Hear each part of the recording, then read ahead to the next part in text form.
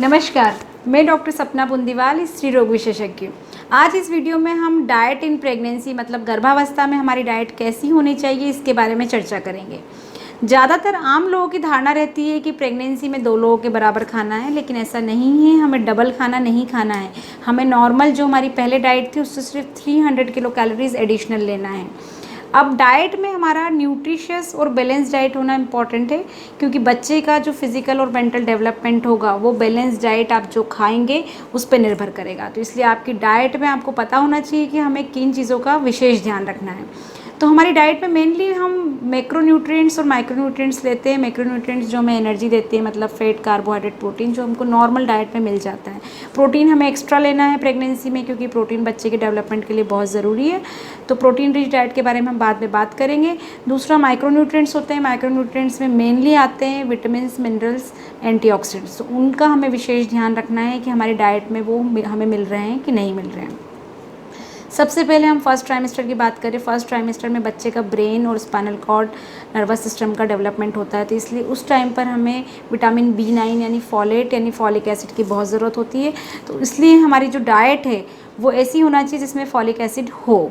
तो जो folic acid होता है, मेन जो दानेदार चीज़ें होती है, दानेदार फलियाँ होती है, लाइक मूंग, मोठ, चौला, राजमा, मटर, इनमें होती है। और हरी पत्तेदार सब्जियां जैसे कि पालक, उसमें होता है। इसके अलावा आखा अनाज, अंकुरित अनाज, ड्राई फ्रूट्स, चीज़, मीट, चिकन और नट्स, ये अच्छे सोर्स होते हैं फॉलिक एसिड के। तो हमको हमारी डाइट में इनको सबको सम्मिलित करना है। दूसरी इंपॉर्टेंट चीज़ होता है आयरन। आयरन जितनी भी ग्रीन वेजिटेबल्स है, पत्तेदार सब्जियां, उसमें ज़्यादा होता है। इसके अलावा ब्रोकोली में आयरन होता है। गुड़ एक बहुत अच्छा सोर्स होता है जो इजीली हमारे घर में अवेलेबल होता है, उसमें आयरन होता है। इसलिए हम गुड़ और मूंगफली के दाने की चिक्की खाने के लिए पेशेंट्स को एडवाइस करते हैं जिनको खून की कमी होती है या वैसे भी। इसके अलावा आयरन जो होता है वो जितने भी रेजिन्स होते हैं या पम्पकिन सीड होता है या जो ड्राई फ्रूट्स होते हैं, नट्स होते हैं, डेट्स होते हैं, ऑरेंज होता है, उनमें भी आयरन अच्छा होता है। तीसरा इंपॉर्टेंट इंग्रेडिएंट होता है कैल्शियम। तो कैल्शियम जो होता है, जितने भी मिल्क प्रोडक्ट होते हैं, मिल्क और मिल्क के प्रोडक्ट लाइक चीज़, दही, मिल्क, उसमें बहुत अच्छा कैल्शियम होता है। कैल्शियम का अच्छा सोर्स होता है।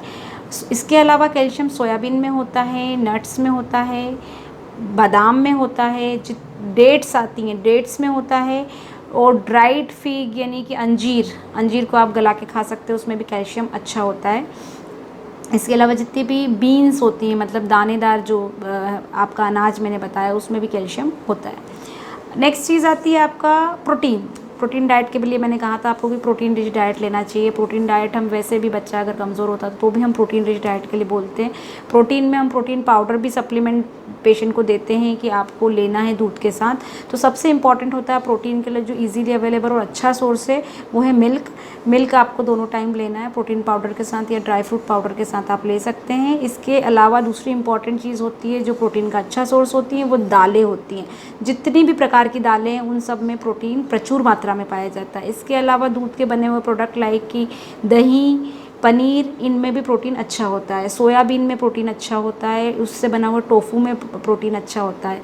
इसके अलावा मीट में, चिकन में और सब्जियों में अगर हम बात करें तो ब्रोकोली में, पालक में, इनमें भी जो प्रोटीन होता है वो अच्छा होता है। ओट मिल में प्रोटीन अच्छा होता है। अंडे के जो वाइट पार्ट में होता है उसमें भी प्रोटीन बहुत प्रचुर मात्रा। अब हम बात करें विटामिन और मिनरल्स, ये जितने भी होते हैं मैक्सिमम ये फ्रूट्स में और वेजिटेबल्स में होते हैं। तो अब आम लोगों के मन में ऐसी बात रहती है कि भाई ये वाला फ्रूट खाना है, ये नहीं खाना है, लेकिन फ्रूट आपको सारे खाने हैं। प्रैक्टिकली आपको सारे सीजनल फ्रूट्स एक लिमिटेड क्वांटिटी में आप सारे फ्रूट्स खा सकते हैं। बस एक पपाया जो होता है, वो भी कच्चा पपाया जो होता है, उसमें कुछ चीज़ें ऐसी पाई जाती है कि जो कभी कभी अबॉर्शन कर देती है या डिलीवरी के दर्द पैदा कर देती है। इसलिए आपको कच्चा पपाया नहीं खाना है। पका हुआ पपाया आप खा सकते हैं, पका हुआ पपीता आप ले सकते हैं, लेकिन उसके बावजूद भी अगर आपके घर वाले नहीं चाहते तो आप उसको चाहें तो अवॉइड कर सकते हैं। दूसरी इंपॉर्टेंट चीज़ है पाइनएप्पल। कभी कभी ऐसा देखा गया है कि कोई पेशेंट में ब्लीडिंग स्टार्ट होती है तो लोग कहते हैं पाइनएप्पल नहीं खाना है, तो आप चाहें तो उसको अवॉइड कर दें। इसके अलावा जितने भी फ्रूट्स होते हैं वो आपको खाने हैं, क्योंकि वो एक एंटीऑक्सीडेंट, विटामिन, मिनरल्स का बहुत अच्छा सोर्स होते हैं। जितनी भी सब्जियां हैं, सारी सब्जियां आप खा सकते हैं।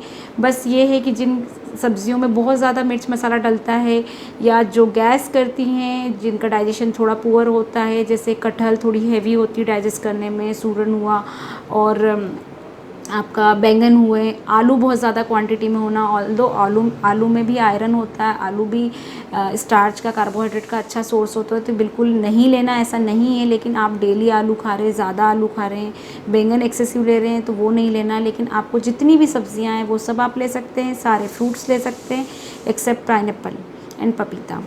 कई लोगों के मन में ऐसा होता है कि नारियल पानी नहीं पीना है क्योंकि नारियल पानी के साइज़ का बच्चे का सिर हो जाएगा, लेकिन ऐसा नहीं है। नारियल पानी में इलेक्ट्रोलाइट्स लाइक पोटेशियम, सोडियम बहुत अच्छा होता है, डाइजेशन के लिए बहुत अच्छा होता है।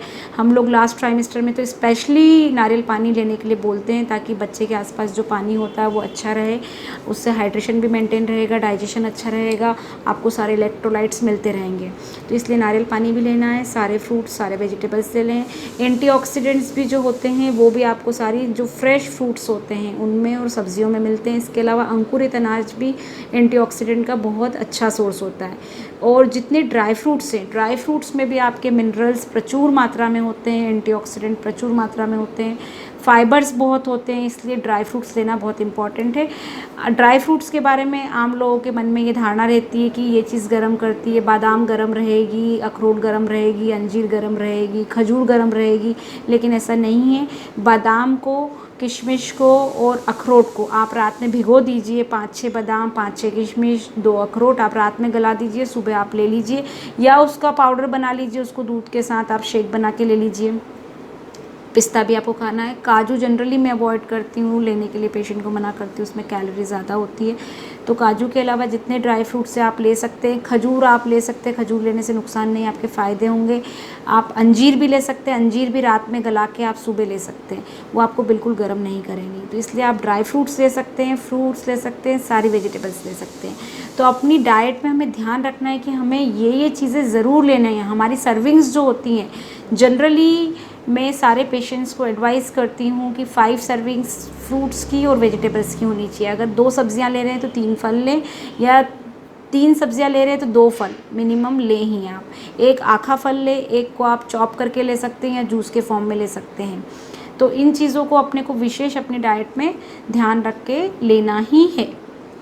तो अभी हमने ये समझ लिया है कि हमारे डाइट में हमको main folate, iron, calcium, protein, vitamins, minerals, antioxidant, ये सारी चीज़ें हमें ज़रूर ध्यान रख के शामिल करना है, ताकि हमारे बच्चे को फुल्ली बैलेंस्ड और न्यूट्रिशियस डाइट मिले। क्योंकि जो आप खाएंगे उसी से आपका बच्चा आपके अंदर बढ़ रहा है, ग्रोथ उसकी उसी पे डिपेंडेंट है। तो आपको अच्छा खाना है। बच्चे की ग्रोथ आपके खाने पे बहुत निर्भर करती है। आप कैसा खाते हैं, कितना खाते हैं और कैसे रहते हैं, क्या सोचते हैं, इन सब बातों पर निर्भर करता है। तो मैं आशा करती हूँ आपको वीडियो पसंद आया होगा और आपको समझ में आया होगा कि डाइट हमें प्रेगनेंसी में कैसी लेना चाहिए। धन्यवाद।